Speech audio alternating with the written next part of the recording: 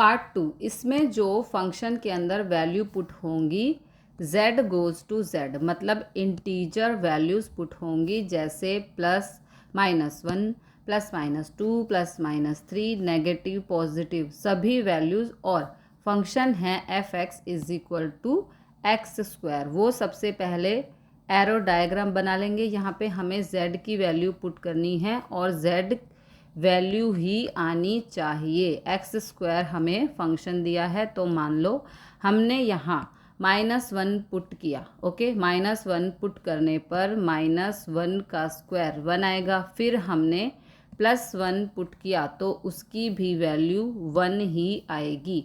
-2 put किया तो हमारे पास x² है, तो -2 का स्क्वायर करेंगे तो 4 आएगा, और +2 पुट करने पर भी 4 ही आएगा। तो देखो, -1 की इमेज बन रही है 1, +1 की इमेज बन रही है 1, फिर -2 पुट करने पर इमेज बन रही है 4, और +2 पुट करने पर भी इमेज बन रही है 4। तो 2 यूनिक वैल्यू पुट करने पर इमेज एक ही आ रही है, तो ये 1-1 फंक्शन नहीं होना चाहिए था।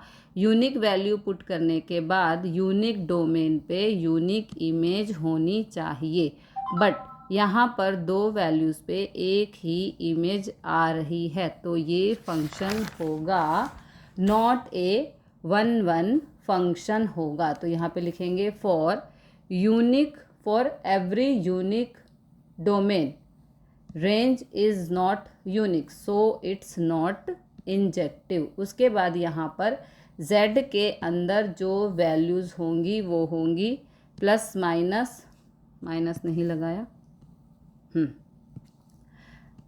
+-1, +-2, +-3, +-4, ऐसे बहुत सारी वैल्यूज़ हमारी चलती चली जाएंगी। अब ऑन टू चेक करना है। ऑन टू के लिए हमें देखना है कोडोमेन कौन सी है हमारी।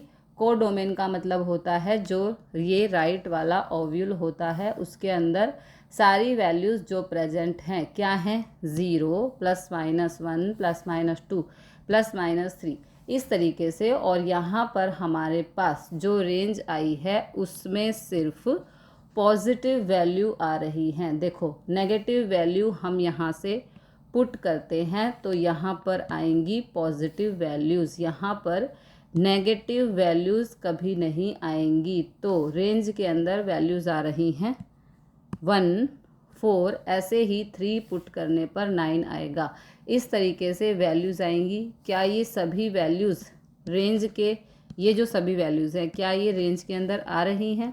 नहीं आ रही। तो हम यहाँ पे लिखेंगे रेंज जो है वो सबसेट है कोडोमेन का, तो ये हो जाएगा नॉट सर्जेक्टिव फंक्शन।